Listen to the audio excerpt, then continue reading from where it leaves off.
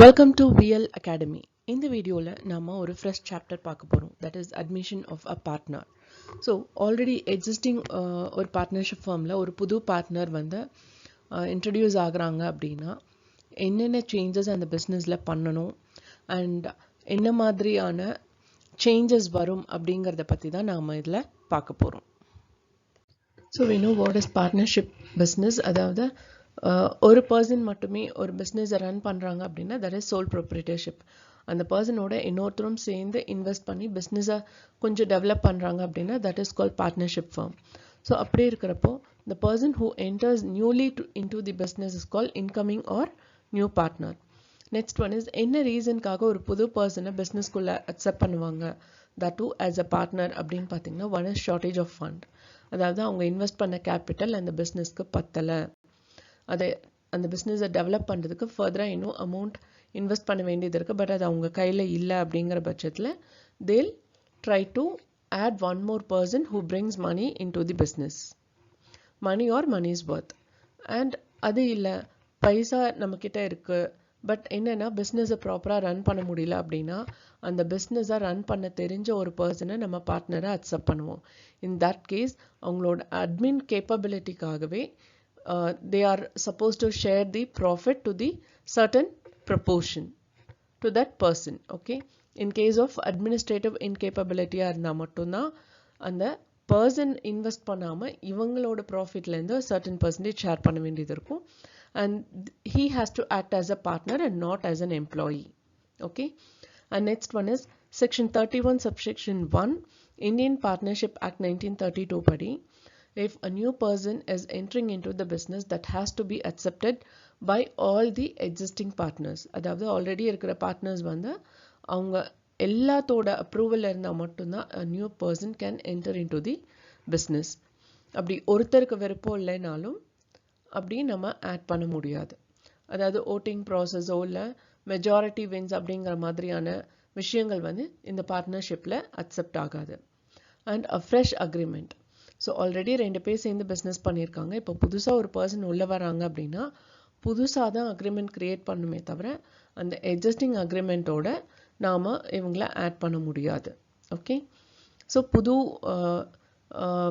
Profit sharing and புது ratio of capital அது எல்லாமே வரும். Okay, and right to share the assets of partnership. அதாவது என்ன அப்படின்னா இங்கே அசெட்ஸ் அப்படிங்கிறது கேபிட்டல். ஓகே, ஸோ இப்போ வந்து ஒரு புது பார்ட்னர் வர்றாங்க அப்படின்னா அது வந்து எக்ஸிஸ்டிங் பார்ட்னரோட கேபிட்டல்லேருந்து சர்டன் பார்ட் வந்து நியூ பார்ட்னருக்கு நாம் கொடுக்கணும். Okay, that is called sacrificing ratio.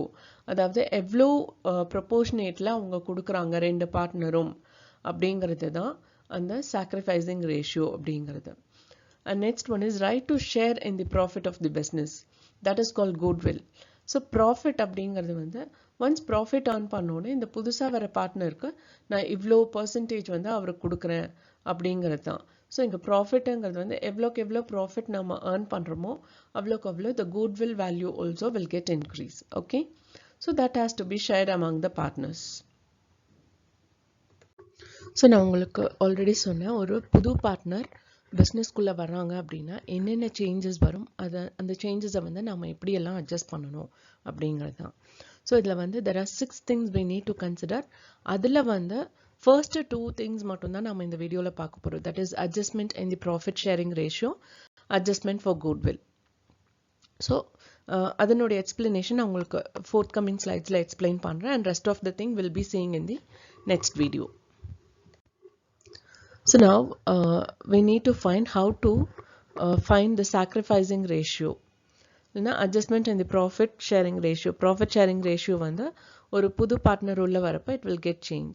அதுக்கு அடுத்தது வந்து sacrificing ratio அப்படிங்கிறது ஒரு புது பார்ட்னர் உள்ள வரப்போ ஆல்ரெடி இருக்கிற ஓல்டு பார்ட்னர்ஸ் எல்லாம் சேர்ந்து அவங்களுடைய கேபிட்டல் ப்ரொபோர்ஷன்லேருந்து ஒரு பார்ட் எடுத்து நியூ பார்ட்னருக்கு கொடுக்கணும். ஸோ அது எவ்வளோ கொடுக்குறாங்களோ that is call sacrificing ratio. இப்போ இங்கே sacrificing ratio கண்டுபிடிக்கணும்னா we need to apply the formula that is old ratio minus new ratio. old ratioங்கிறது புது பார்ட்னர் உள்ள வர்றதுக்கு முன்னாடி இருக்கிற ரேஷியோ, நியூ ரேஷியோங்கிறது அவர் வந்ததுக்கு அப்புறம். ஓகே, ஸோ இப்போ இந்த ப்ராப்ளம் எடுத்துக்கிட்டிங்க அப்படின்னா P and Q are partners. அவங்க ரெண்டு பேர் பழைய பார்ட்னர்ஸ். 3:2 ரேஷியோவில் வந்து அவங்க ப்ராஃபிட்டை ஷேர் பண்ணிக்கிறாங்க. இப்போ புது பார்ட்னர் உள்ள வர்றாரு. அவர் என்ன சொல்றாருன்னா, நான் 1/5 ஆஃப் தி ப்ராஃபிட் எடுத்துக்குவேன் அப்படிங்கிறாரு. இங்க வந்து நமக்கு ப்ராஃபிட் என்னங்கிறது தெரியாது. So we are assuming it as 1. Okay, so இங்க ஆரோட ஷேர் என்னன்னு பார்த்தீங்கன்னா 1/5. ஸோ இப்போ ரிமைனிங் ஷேர் எப்படி கண்டுபிடிக்கணும் அப்படின்னா 1 minus 1/5. ஸோ 1 minus 1/5 அப்படிங்கிறது வந்து we need to take the common factor 5. டினாமினேட்டரில் இப்போ வந்து 1 is equal to 1/1. ஸோ இப்போ டினாமினேட்டர் 1 and 5 இருக்கு.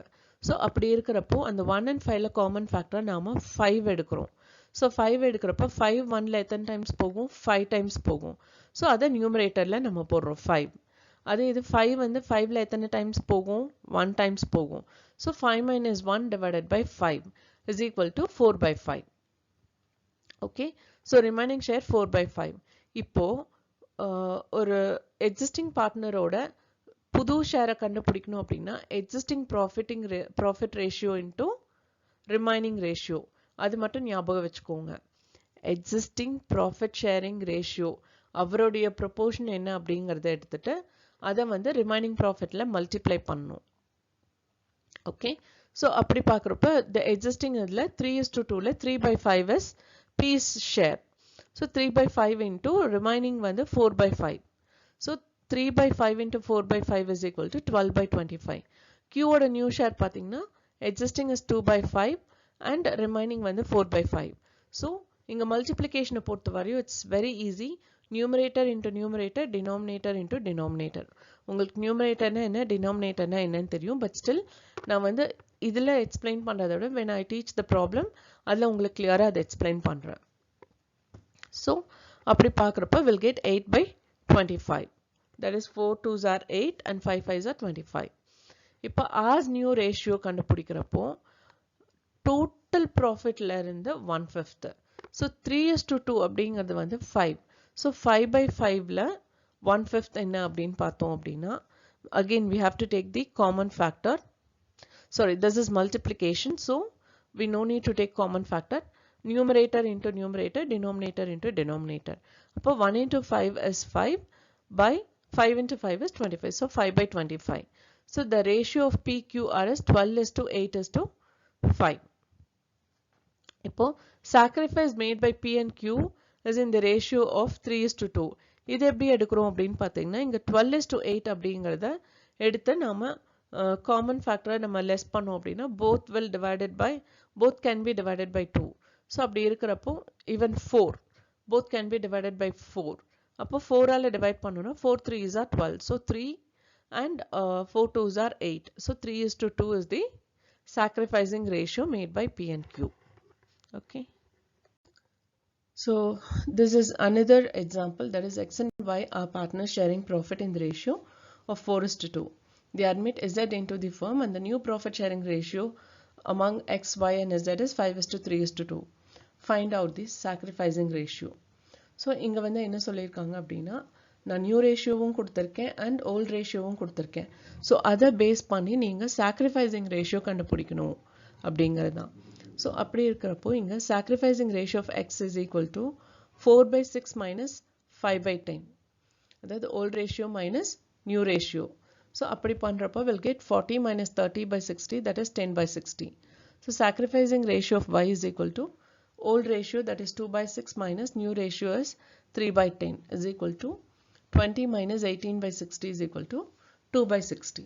So therefore sacrificing ratio is 10:2. Okay. So next one is adjustment for goodwill. First goodwill na enna அப்படிங்கறத நம்ம கண்டுபிடிச்சுக்கணும். அதாவது இப்போ நிறைய பேர் வந்து அவங்களோட பிசினஸ்ல இருந்து நிறைய நல்ல விஷயங்கள் சொசைட்டிக்கு பண்றாங்க. I'll give you two examples. ஒன்று வந்து சக்தி மசாலா.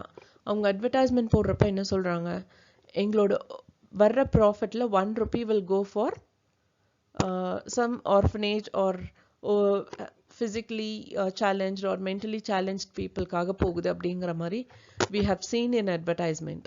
ஸோ அப்படி இருக்கிறப்போ what we'll think, அந்த மசாலா பவுடர் வாங்கணும் அப்படின்னா நம்ம மூலமா யாரோ ஒருத்தருக்கு நல்லது நடக்குது அப்படின்னு சொல்லி நம்ம அதை பர்ச்சேஸ் பண்றோம். So there they are creating the goodwill. ஸோ அப்படி பண்றதுனால அந்த ப்ராடக்ட் மேல நமக்கு ஒரு மரியாதை வருது. Right, that is called goodwill. And again, one more thing is, if you have seen Shell அப்படின்னு சொல்லி ஒரு பெட்ரோல் பங்க் இருக்கும். லைக் இந்தியன் ஆயில் மாதிரி, லைக் ஹெச்பி மாதிரி ஷெல் அப்படிங்கிறதும் இருக்கும். ஸோ அந்த ஷெல்ல பார்த்தீங்க அப்படின்னா, once if you get in to the petrol bunk, நீங்கள் பெட்ரோல் போடுற இடத்துல ஃபர்ஸ்ட் அவங்க வணக்கம் வைப்பாங்க. அதுக்கப்புறம் பார்த்தீங்கன்னா அங்கே வந்து ஜஸ்ட் நீங்கள் பெட்ரோல் போடுற இடத்துல நிற்கிறீங்க அப்படின்னா முன்னாடி வந்து ஒரு பேரியர் வச்சுருப்பாங்க. ஓகே, அந்த பேரியர் மேலேயே வந்து போர்டு இருக்கும். ஒரு சைடு வந்து பெட்ரோல்னு போட்டிருக்கும், இன்னொரு சைடு டீசல்னு போட்டிருக்கும். ஓகே, அப்போது அவங்க வந்து அங்கே நிறைய பேர் வந்து அவங்களால பேச முடியாது. ஓகே, ஸோ அந்த மாதிரி இருக்கிறவங்க என்ன பண்ணுவாங்க, அந்த பேரியரை நம்ம வண்டி முன்னாடி வச்சுட்டு ஜஸ்ட் பெட்ரோலா டீசலான்னு அவங்க திருப்பி காட்டுவாங்க.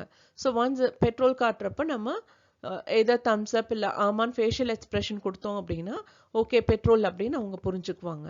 Because some may not be able to hear. So அந்த மாதிரியான விஷயங்கள் எல்லாம் வந்து நமக்கு ஒரு நல்ல இம்ப்ரெஷன் கொடுக்கும். அப்போ நம்ம என்ன பண்ணுவோம், ஓ இந்த மாதிரி ஆப்பர்ச்சுனிட்டி கொடுக்குறாங்க, இந்த இடத்துல போய் தான் நம்ம பெட்ரோல் போடணும் அப்படிங்கிறதெல்லாம் சிலர் நினைப்பாங்க. So such kind of thing is called goodwill. So attachment of customers to a particular business. அதே மாதிரி இப்போ நிறைய விஷயங்கள் வந்துச்சு.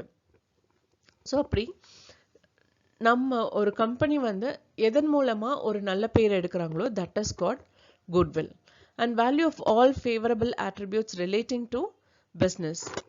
So அப்படி ஃபேவரா வர்றதுனால the value of the business will get increased. Okay, and probability that the old customer resort to the old place. அதாவது like சில இடங்கள்ல பார்த்தீங்கன்னா actually when I was in Coimbatore, அங்கே ஃபர்ஸ்ட் கண்ணன் டிபார்ட்மெண்டல் ஸ்டோர்னு வந்தது. that was the very first departmental store in Coimbatore. Okay, in that place. அங்கே வந்து போனோன்னா இல்லைங்கிற ஒரு வார்த்தையே வராது. எந்த ஒரு பொருள் கேட்டாலும் அங்கே இருக்கும். Okay, and also the service will be so good. So அதனால என்ன ஆகும், நமக்கு திரும்ப அங்கே போய் வாங்கணும் அப்படின்னு தோணும். அந்த மாதிரி there are so many examples we can say for goodwill. So அந்த மாதிரி நம்ம கஸ்டமருக்கு நம்ம என்ன பண்ணுறோம் அதனால அவங்க திரும்ப திரும்ப வர்றாங்களா, that is called goodwill. And reputation of the business, customer service and quality products. So நமக்கு வந்து நம்ம ஒரு ஜுவல் வாங்குகிறோம், அந்த மாதிரி ஒரு ஜுவல்லரி ஷாப்போ இல்லை சம் வேற என்ன சொல்லலாம், ஈவன் நம்ம ட்ரெஸ்ஸஸ் வாங்குகிற ஷாப்லலாம் கூட பார்த்தீங்கன்னா they'll get the detail of our wedding day, birthday, அந்த மாதிரி விஷயங்களெல்லாம் அவங்க கேட்டுட்டு நோட் பண்ணி வச்சுட்டு அந்த அன்னைக்கு நமக்கு விஷ் பண்ணுவாங்க. நம்ம பர்த்டே அன்னைக்கு விஷ் பண்ணுவாங்க, வெட்டிங் டே அன்னைக்கு விஷ் பண்ணுவாங்க. ஸோ இந்த மாதிரி எல்லாம் விஷ் பண்ணுறப்போ நமக்கு வந்து ஓ நம்மளை ஞாபகம் வச்சுருக்காங்க அப்படிங்கிற ஒரு தாட் வரும் இல்லையா, that is called goodwill. So அது வந்து கஸ்டமர் சர்வீஸ் பண்ணுறதுனால நமக்கு உருவாகிற ஒரு நல்ல பெயர். And present value of the firms anticipated excess earning. So இந்த கம்பெனி தான் டாப்பில் இருக்குது, இவங்க தான் நிறைய ப்ராஃபிட் ஏர்ன் பண்ணுறாங்க அப்படின்னா will think that there must be something good. Okay, இந்த மாதிரியான விஷயங்கள் எல்லாத்தையும் தான் நாம குட்வில் அப்படிங்கிறோம். ஸோ நம்ம குட்வில் அப்படின்னா என்னன்னு பார்த்தோம். But how to value that? அவங்க வந்து இங்கே இருக்கிற இந்த நல்ல விஷயத்தினால தான் ரிப்பீட்டடாக வர்றாங்களா, இல்லை அவங்களோட கன்வீனியன்ட்க்கு ரிப்பீட்டடாக நம்ம பிஸ்னஸ் பிளேஸ்க்கு வர்றாங்களா, நமக்கு எப்படி தெரியும்? அதை எப்படி வேல்யூ பண்ண முடியும்? எதுக்கு அதை வேல்யூ பண்ணணும் அப்படின்னு பார்த்தீங்க அப்படின்னா, first one is if a new partner is entering, we need to find the profit sharing ratio. அதுக்கு we need to value the goodwill. Next one is new partner to be admitted with share in future profit. So new partner is admitted with share in future profit. அவரை வந்து once பார்ட்னர்னு நம்ம agri பண்ணி agreement எல்லாம் போட்டுட்டா கண்டிப்பாக அவருக்கு ஒரு proportion profit நம்ம கொடுக்கணும். And existing partner retires or dies. So goodwill எப்போ நம்ம வேல்யூ பண்ணோம் அப்படின்னா, திடீர்னு ஒரு பார்ட்னர் வந்து இறந்துட்டாரு, இல்லைன்னா அவர் வந்து பிஸ்னஸை விட்டு வெளியில் போகிறாரு அப்படின்னா in that case we need to value the goodwill. And two or more firms amalgamate. நாங்கள் ஒரு பார்ட்னர்ஷிப் ஃபர்ம் 2 பேர் சேர்ந்து ஒரு பிஸ்னஸ் பண்ணுறோம். and நீங்க ரெண்டு பேர் சேர்ந்து அதே பிஸ்னஸை இன்னொரு இடத்துல பண்றீங்க. So now we four are joining together. அதுதான் அமால்கமேஷன். அப்படின்னா ரெண்டு கம்பெனியும் ஒன்று சேர்ந்து ஒரு பிஸ்னஸாக பண்ணுறது இஸ் கால் அமால்கமேஷன். ஸோ அப்படி வந்து அமால்கமேஷன் பண்ணுறப்போ ஒரு கம்பெனியோட குட்வில்லோட வேல்யூ தெரியணும். Okay. And next one is partnership firm is sold or dissolved. இப்போ பார்ட்னர்ஷிப் ஃபார்மை இன்னொருத்தருக்கு விற்கிறோம் அப்படின்னா அப்படி விற்கிறப்போ how much goodwill we have, எவ்வளோ நல்ல பேர் அந்த கம்பெனிக்கு இருக்கு அப்படிங்கிறத வேல்யூ பண்ணி நாம் அவங்களுக்கு சொல்லணும். ஓகே. ஸோ இதை எப்படி வேல்யூ பண்ணுறதுங்கிறத நம்ம ஃபர்தராக பார்ப்போம். Next one is factors affecting the value of goodwill. So இங்கே வந்து என்னென்ன விஷயங்களை வச்சு நாம குட்வில்லை வேல்யூ பண்ண முடியும் அப்படின்னு பார்த்தீங்கன்னா, the first one is how quality of product we are providing to the customer, and next one is where our business is located. ஒரு ஹார்ட் ஆஃப் த சிட்டியில் இருக்கு அப்படின்னா அதுக்கு தனி வேல்யூவே இருக்கு. ஓகே. அங்கே ஈஸியாக நம்ம பிஸ்னஸ் பண்ணலாம். அண்ட் காம்படிஷன், அதாவது நிறைய காம்படேட்டர்ஸ் இருக்கலாம். ஃபார் எக்ஸாம்பிள் நீங்கள் வந்து ஒரு பூக்கடைன்னு எடுத்துட்டாலே லைனாக ஒரு 10 பேர் உட்காந்து பூ விற்பாங்க. Each and every one is competitor to each other. So அதில் அவங்க எப்படி அவங்களோட பூ அத்தனையும் விற்கிறாங்க அப்படிங்கிறது தான். Capacity of management and also அந்த பூவை எவ்வளோ ஃப்ரெஷ்ஷாக அவங்க மெயின்டைன் பண்ணுறாங்க அப்படிங்கிறதும் இருக்குது. கெப்பாசிட்டி ஆஃப் மேனேஜ்மெண்ட், ஸோ ஒரு கம்பெனி ரன் பண்ணுறாங்க அப்படின்னா அது வந்து அவங்க எவ்வளோ எஃபிஷியண்ட்டாக மேனேஜ் பண்ணுறாங்க அப்படிங்கிறதுலையும் குட்வில் இருக்குது. And capital requirement, for example இந்த கெப்பாசிட்டி ஆஃப் மேனேஜ்மெண்ட் அப்படின்னு வரப்போ ரீசெண்ட்லி கோவிட் சமயத்தில் பார்த்தீங்கன்னா ஐடி செக்டார்ஸில் நிறையா லே ஆஃப்ஸ் இருக்குது. அதாவது ஆட்குறைப்பு அப்படிம்பாங்க, நிறைய பேர்த்து வேலையை விட்டு அனுப்புகிறாங்க அப்படிங்கிற மாதிரி. நிறையா பேர்த்துக்கு ஹாஃப் சேலரி அண்ட் என்ன சொல்கிறது 1/4 ஆஃப் த சேலரி தான் கொடுத்தாங்க. Right. In almost all the industries. But IT இண்டஸ்ட்ரியிலையும் அந்த மாதிரியான விஷயங்கள் எல்லாம் நடந்திருக்கு. But one particular company haven't reduced their salary at all. அவங்க எவ்வளோ ஆல்மோஸ்ட் 2 years 3 years அவங்க வந்து ஒர்க் ஃப்ரம் ஹோம்லேயே இருந்தாலும் they have given the full salary. So such thing is called capacity of management. அவங்க வந்து அது லாஸ் ஆர் ப்ராஃபிட்டான்னு பார்க்கல, but they are able to manage by giving the full salary. Next one is capital requirement. So நம்ம பிஸ்னஸ்க்கு எவ்வளோ capital தேவை அப்படிங்கிறது வந்து டிசைட் பண்ணிட்டு அதுக்கான சொல்யூஷன் என்ன, புது பார்ட்னரை இன்ட்ரடியூஸ் பண்ணுறது, இல்லைன்னா ஆல்ரெடி எக்ஸிஸ்டிங் பார்ட்னர்ஸ் வந்து அவங்களோட கேபிட்டல் வேல்யூவை பூஸ்டப் பண்ணுறது. அப்படியே பூஸ்டப் பண்ணோன்னாலும் they must know the value of goodwill. அப்படின்னா தான் இந்த குட்வில்க்கு ஏற்ற மாதிரி அவங்க கேபிட்டல் இன்வெஸ்ட் பண்ணணும்னு நினைப்பாங்க. Even new partner also. Nature of business. So nature of business also based on its goodwill. For example சில கூட்ஸுக்கு வந்து ஹை டிமாண்ட் இருக்கும், சில கூட்ஸ்க்கு அவ்வளோவா டிமாண்ட் இருக்காது. பட் ஸ்டில் டிமாண்டே இல்லாத கூட்ஸில் கூட தே have to maintain a goodwill. For example crackers அப்படிங்கிறது வந்து சீஸ்னல் டிமாண்டு தான். ஓகே. நம்ம வந்து 365 டேஸும் வெடிச்சிட்டே இருக்க மாட்டோம். ஒன் ஆர் தி அதர் எங்கேயாவது ஒரு விசேஷம் வருது அப்படின்னா அப்போ வேணால் கிராக்கர்ஸ் வாங்குவாங்க. அதர்வைஸ் காமன் ஹை டிமாண்ட் அப்படிங்கிறது வந்து சீஸ்னல் வைஸ் தான். தீபாவளி சமயம் மட்டும்தான் பட்டாசு வெடிப்பாங்க.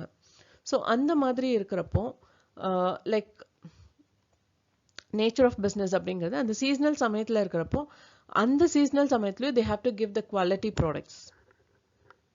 ஓகே. ஸோ அப்படி குவாலிட்டியாக கொடுக்குறாங்களா, இந்த பிராண்ட் கிராக்கர்ஸ் தான் வந்து நல்லாயிருக்கும், இந்த பிராண்ட் வந்து சரியாக வெடிக்காது, இல்லை அதை ஒரு மாதிரி சில் அவுட் ஆயிரும், இந்த மாதிரி நிறையா நம்ம வந்து என்ன சொல்கிறது will give the feedback of the product. So அந்த ஃபீட்பேக்கை பேஸ் பண்ணியும் the goodwill can be valued. And type of customers. Type of customers is, for example, எனக்கு வந்து இந்த பர்டிகுலர் ரைஸ் தான் நான் சாப்பிடுவேன், இந்த பிராண்ட் ரைஸ் தான் நல்லா இருக்கும். ஒரு சிலர் எனக்கு எந்த ரைஸாக இருந்தாலும் okay, I'll buy and cook அப்படின்னு இருக்கிறவங்களும் இருக்காங்க. ஸோ அந்த மாதிரி paste on the customers also the goodwill will be valued. Okay. அப்போ அந்த பர்டிகுலர் பிராண்டு தான் அப்படிங்கிறப்ப அந்த பிராண்டுக்கு குட்வில் இன்க்ரீஸ் ஆகும். ஓகே. எந்த பிராண்ட் வேணாலுங்கிறப்போ அந்த லோ பிராண்ட் அரிசி ரைஸை வந்து அவங்களுக்கு கொடுக்குறாங்க அப்படின்னா அதுவும் மார்க்கெட் ஆகுது. ஸோ பை ஃப்ளூக்ல சேல் ஆகிற பிராண்டுக்கும் there will be a goodwill. Okay. And next one is time. So how long will it take to reach such goodwill.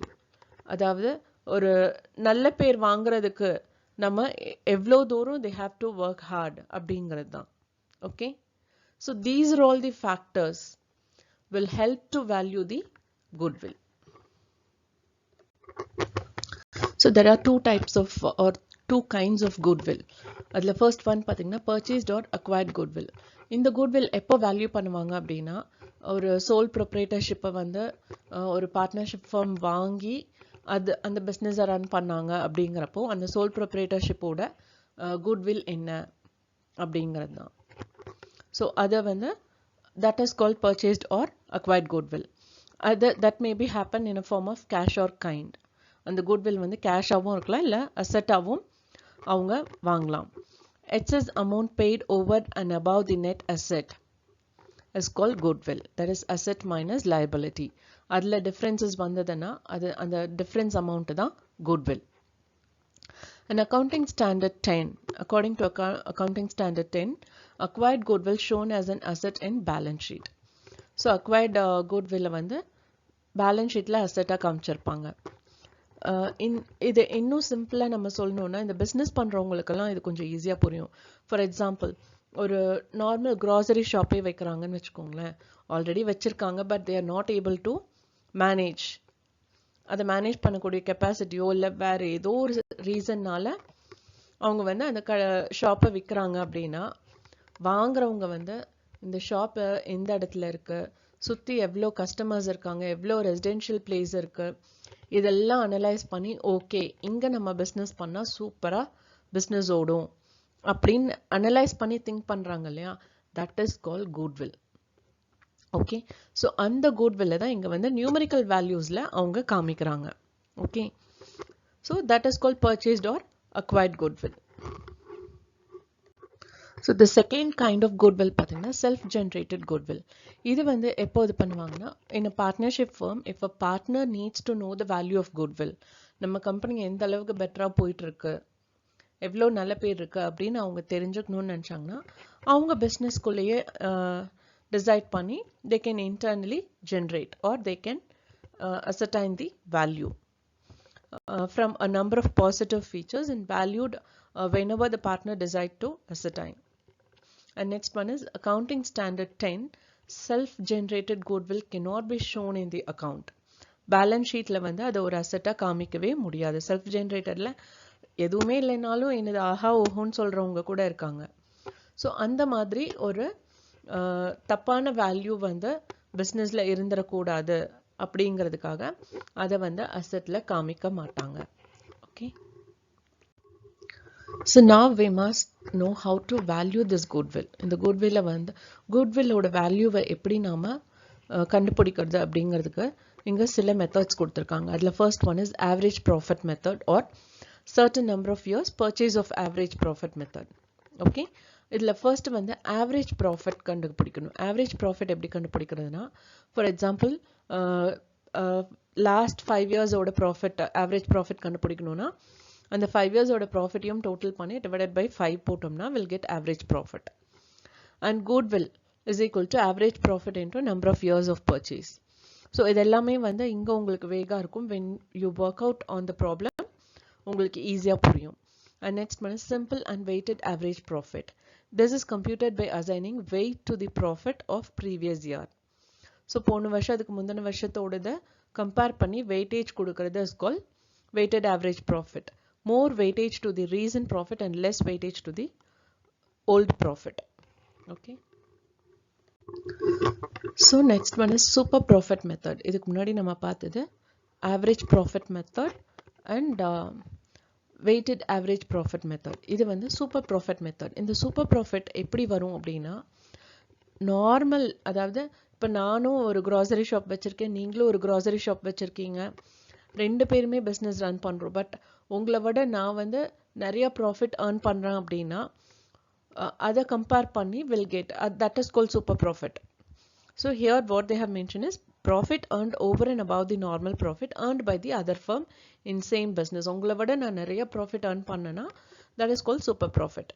இங்க normal profit is equal to capital employed into normal rate of return. Okay, capital employed ங்கிறது total capital.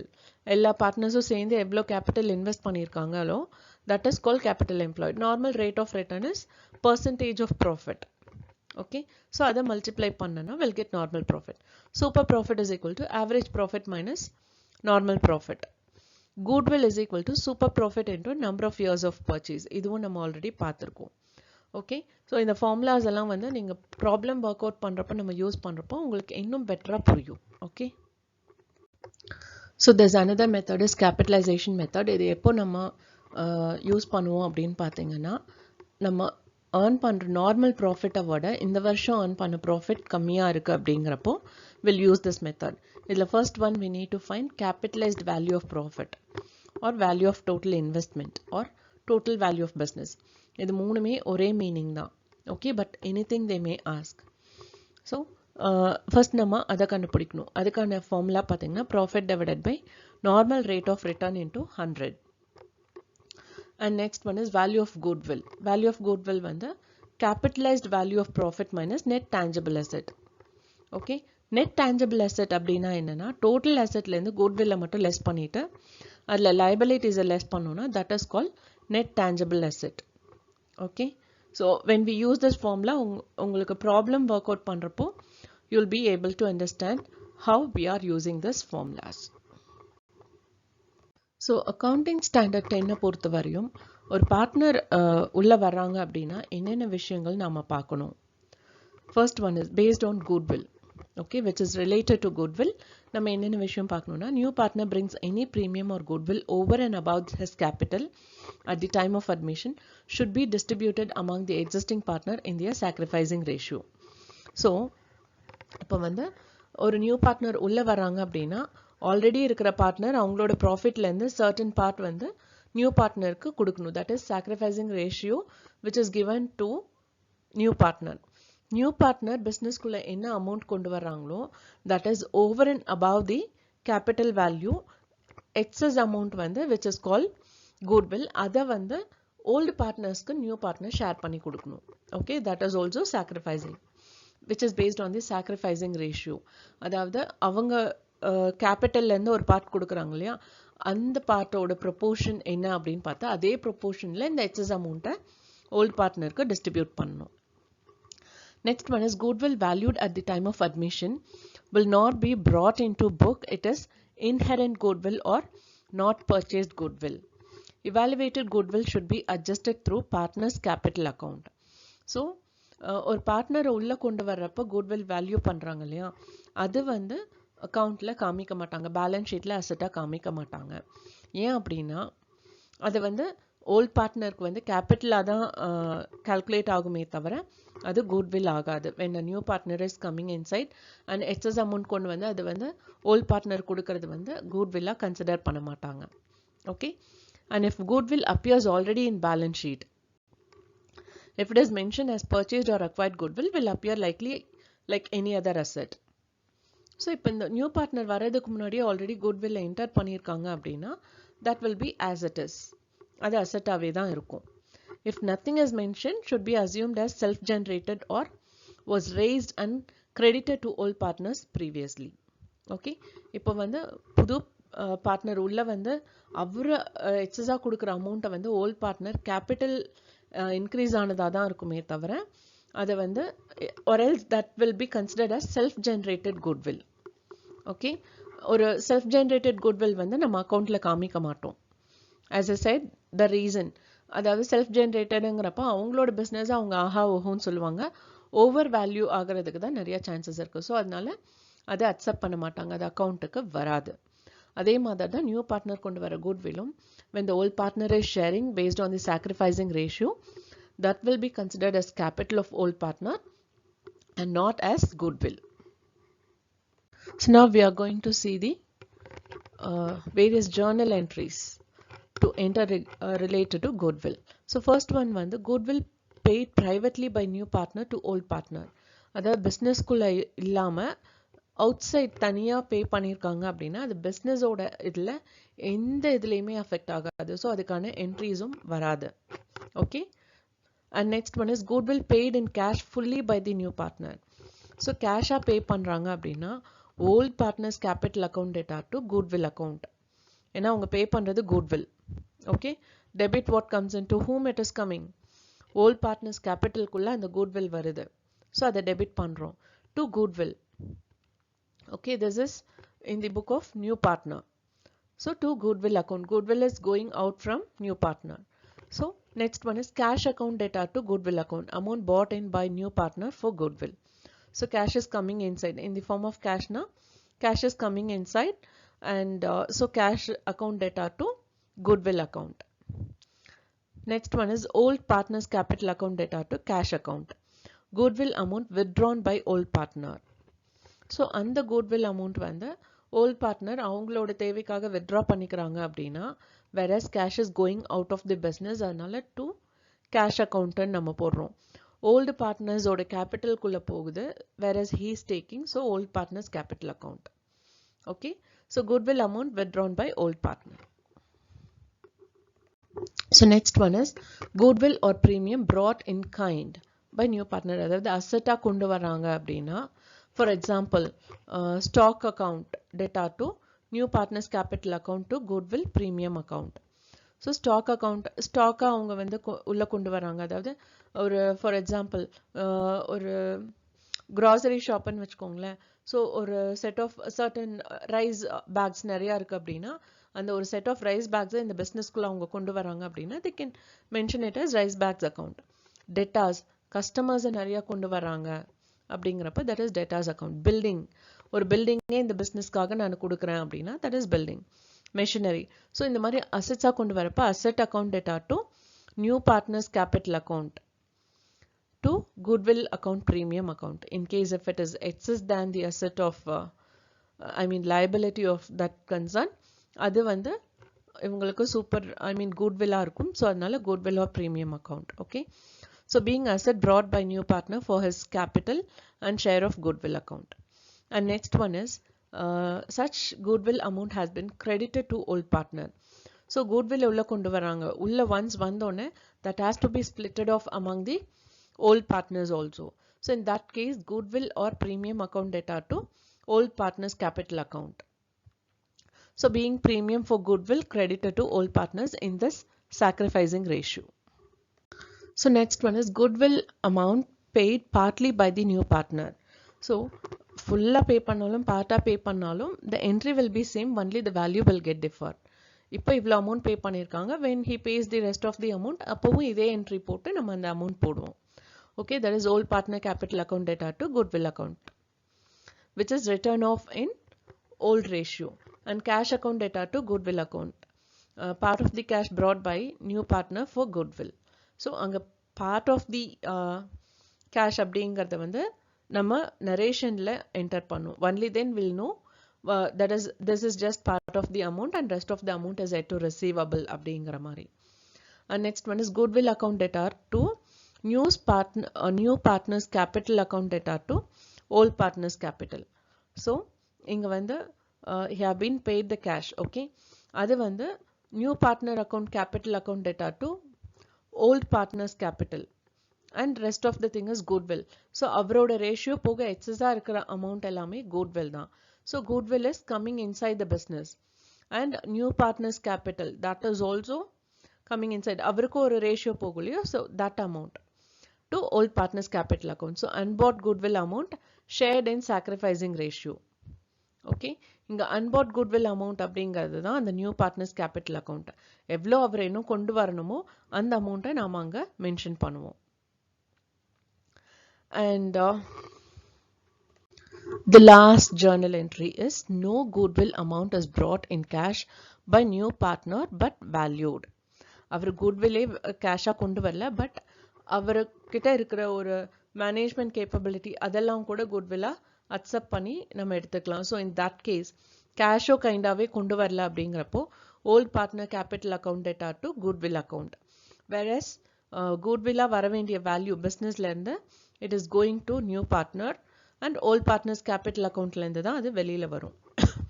So goodwill will given in balance sheet written off in old ratio. So balance ஷீட்டில் காட்டுறப்ப this entry will come. And next one is new partners capital account or current account to old partners capital account. Goodwill not brought shared in sacrificing ratio. So அவர் வந்து உள்ள எதுவும் கொண்டு வரல, okay, as a goodwill.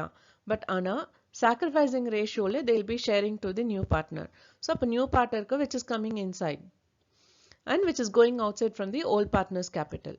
Okay, so அதனால old partner's capital credit பண்ணிருக்கோம், new partner capital debit பண்ணிருக்கோம். So the last one is hidden goodwill. நம்ம goodwill னு ஒன்று வேல்யூவே பண்ணியிருக்க மாட்டோம், but which is somewhere inside the business அப்படிங்கிறப்போ அதை கண்டுபிடிக்கணும்னா அதை எப்படி கண்டுபிடிக்கிறது அப்படின்னு பார்த்தீங்கன்னா, the first step is we need to find the total capital.